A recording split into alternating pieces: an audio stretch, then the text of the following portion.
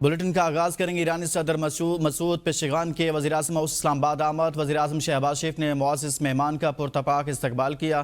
دونوں رہنماؤں نے گرم جوشی سے مصافحہ کیا۔ وزیراعظم نے معزز مہمان سے اپنی کابینہ کے ارکان کا تعارف کرایا، جبکہ ایرانی صدر نے بھی وزیراعظم شہباز شریف سے اپنے وفد کے ارکان کا تعارف کرایا۔ اس موقع پر دونوں ممالک کے ترانے بجائے گئے۔ ایرانی صدر کے اعزاز میں مسلح افواج کی جانب سے گارڈ آف آنر بھی پیش کیا گیا۔ مسعود پشیغان نے گارڈ آف آنر کا معائنہ کیا۔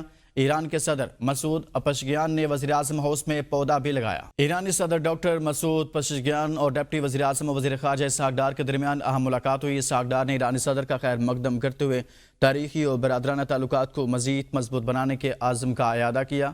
انہوں نے کہا کہ پاک ایران تعلقات مشترکہ تاریخ، ثقافت اور باہمی احترام پر مبنی ہے۔ ایرانی صدر نے بھی دو طرفہ تعاون بڑھانے اور مختلف شعبوں میں شراکت داری کو فروغ دینے پر زور دیا۔ ملاقات میں علاقائی صورتحال اور باہمی امور پر بھی تبادلہ خیال کیا گیا۔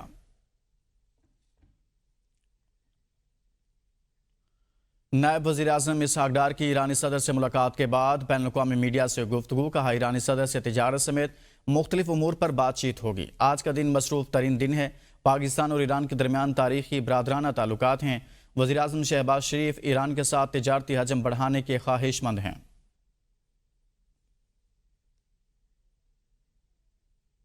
ایرانی صدر مسعود پشیغان نے میڈیا سے گفتگو کرتے ہوئے کہا کہ ان کے دورے کا مقصد پاکستان کے ساتھ تجارتی اور اقتصادی تعلقات کو فروغ دینا ہے۔ صدر پشیغان نے کہا کہ سرحدی منڈیاں اور رابطے دونوں ممالک کے درمیان تعاون کی نئی راہیں کھول سکتے ہیں اور ان کی کوشش ہے کہ دو طرفہ تجارت کا حجم $10 ارب تک پہنچایا جائے۔ انہوں نے مزید کہا کہ ایران، پاکستان اور چین کے ون بیلٹ ون روڈ منصوبے میں فعال شراکت کے خواہاں ہیں، جس سے ایران کو یورپ کے ساتھ تجارتی رابطے کا موقع مل سکتا ہے۔ پاکستان اور ایران کے درمیان سالانہ تجارت $8 ارب تک پہنچنے کا ہدف مقرر۔ وزیر تجارت جام کمال اور ایرانی ہم منصب کی ملاقات میں دو طرفہ تجارت کو نئی جہت دینے اور باہمی سرحدی تعاون بڑھانے پر اتفاق کیا گیا۔ جام کمال نے کہا کہ ایران کے ساتھ تجارتی تعلقات میں تیزی لانے کا وقت آ گیا۔ ملاقات میں مشترکہ اقتصادی کمیشن اجلاس جلد منعقد کرنے پر بھی اتفاق کیا گیا۔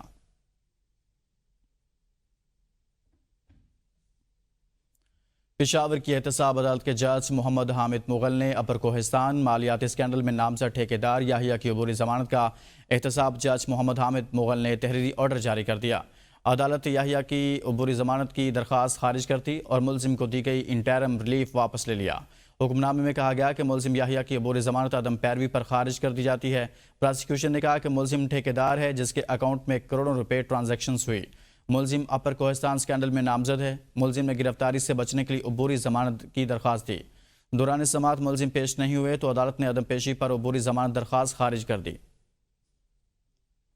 پشاور سے خبر ہے، احتساب عدالت کا یہ فیصلہ سامنے آیا ہے۔ اپر کوہستان مالیاتی اسکینڈل میں نامزد ٹھیکیدار یحییٰ کی عبوری ضمانت عدم پیروی پر خارج کر دی گئی ہے۔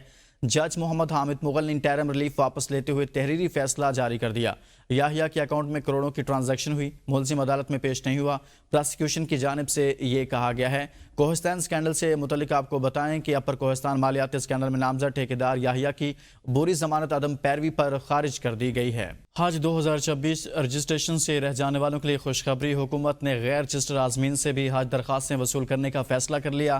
4.5 لاکھ رجسٹرڈ عازمین سے 1.25 لاکھ کا حج کوٹا مکمل نہ ہونے کا خدشہ۔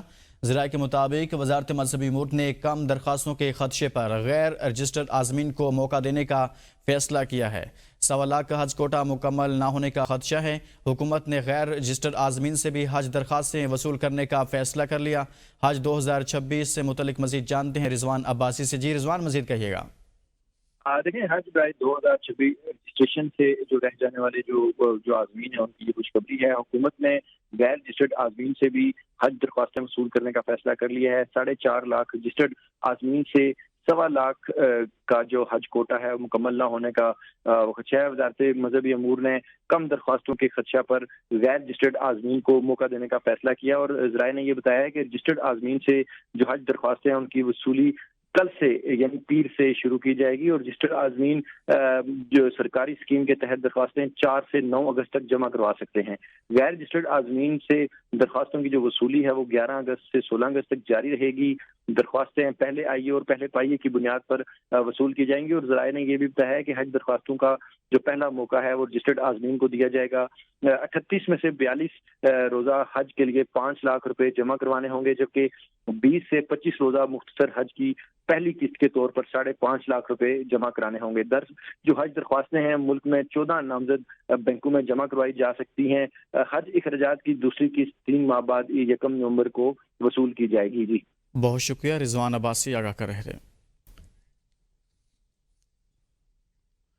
بیجنگ میں وزیر منصوبہ بندی احسن اقبال کی چین کے ڈیولپمنٹ ریسرچ سینٹر DRC اور centre for international knowledge on development CIKD کے صدر لوہاؤ سے ملاقات ہوئی۔ احسن اقبال نے کہا کہ CPEC نے پاک چین دوستی کو معاشی و سماجی شراکت داری میں بدلا ہے، اور اڑان پاکستان پروگرام کے تحت 2035 تک پاکستان کو $1 ٹریلین معیشت بنایا جائے گا۔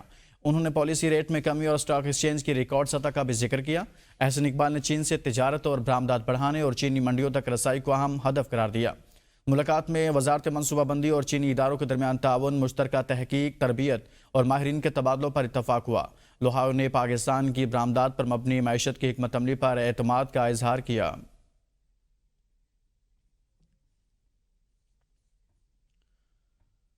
اسپین کے شہر بارسلونا میں جشن آزادی، مارکا حق کانفرنس اور ریلی کا انعقاد ملی جوش و جذبے کے ساتھ کیا گیا۔ اسپین کے گرد و نواح اور یورپ سے مختلف طبقات سے تعلق رکھنے والی شخصیات نے شرکت کی اور ملک کے ساتھ عہد وفا کی مثال قائم کر دی۔ EU پاک فرینڈشپ فیڈریشن یورپ اور POAF یورپ کے زیر اہتمام کانفرنس اور ریلی کی صدارت EU پاک فرینڈشپ فیڈریشن اسپین کے صدر کامران خان نے کی۔ مہمان خصوصی عبدالقادر جیلانی تھے، جبکہ EU پاک فرینڈشپ فیڈریشن یورپ کے چیئرمین تمغہ خدمت ڈاکٹر چودھری پرویز اقبال لوسر اور POAF یورپ کے مرکزی صدر اعجاز پیارا مہمان خصوصی تھے۔ وفاقی وزیر اطلاعات و نشریات تارڑ کے مشیر ذیشان پال، اٹلی سے چودھری امجد پرویز آف موجیاں والا، برطانیہ، اٹلی، فرانس اور پرتگال سمیت بارسلونا کونسلیٹ کے افسران نے شرکت کی۔ شرکاء نے کہا کہ پروگرام میں نئی نسل کی بھرپور شرکت اس بات کا ثبوت ہے کہ ہم پاکستان ہیں، پاکستان ہمارا ہے۔ کناروں، ملی نغموں، بینرز اور جھنڈوں کی بہار نے کمیونٹی میں نئی روح پھونک دی، جو اس بات کا ثبوت ہے کہ اوورسیز کمیونٹی پاکستان اور افواج پاکستان کے شانہ بشانہ کھڑی ہے۔ قربانیوں سے جڑی پاکستان کی کہانی کرنل ریٹائر جی بی شاہ کی زبانی۔ 14 اگست وہ تاریخ ساز دن ہے جب ایک آزاد اور خود مختار ریاست کا خواب حقیقت میں ڈھلا۔ کرنل ریٹائر جی بی شاہ نے تحریک آزادی کے اہم حقائق پر روشنی ڈالتے ہوئے کہا کہ پاکستان کی بنیاد قربانی، جدوجہد اور ایمان پر رکھی گئی۔ 1947 کے بعد پاکستان کا قائم رہنا محض جذبے کی بدولت ممکن ہوا۔ اس وقت سول ایڈمنسٹریشن تقریباً مفلوج ہو چکی تھی، بڑے افسران ہندوستان جا چکے تھے، وسائل کی شدید کمی تھی، مہاجرین جو اعلیٰ عہدوں پر فائز تھے پاکستان آ کر کم تنخواہیں قبول کرتے تاکہ نئی ریاست کو مالی فائدہ ہو۔ یہی احسار اور خلوص نیت اس ملک کی اصل طاقت بنے اور پاکستان کو ابتدائی بحرانوں سے نکال کر استحکام کی طرف لے گئے۔ گانچے گلگت بلتستان کے ایک دلکش ضلع ہے جو اپنی قدرتی خوبصورتی، برف پوش پہاڑوں، شفاف ندیاں اور پرامن فضاؤں کے لیے مشہور ہے۔ یہاں واقع سیاحتی مقام نہ صرف مقامی سیاحوں بلکہ غیر ملکیوں کے لیے بھی پرکشش ہے۔ سرسبز و شاداب وادیاں، تاریخی عمارات اور مہمان نواز لوگ اس علاقے کی پہچان ہیں۔ مزید جانتے ہیں محمد اقبال سے۔ جی اس وقت میں موجود ہوں ضلع گانچے کی سب سے خوبصورت ترین ٹورسٹ پوائنٹ تھلے بڑوک شہر سیاچن سے گھنٹے کی مسافت ہے۔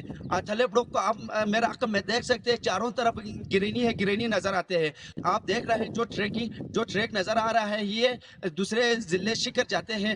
حال ہی میں ڈائریکٹر بلتستان ریجن اشرف کریمی کی قیادت میں جو ڈاکٹرز شکر سے یہ لا کراس کرتے ہوئے ٹورزم کی فروغ کے لیے یہاں آیا تھا۔ یہاں سے کل جو فارن سے یہ لے کے ذریعے شکر گیا ہے صرف یہ ٹورزم کی فروغ کے لیے۔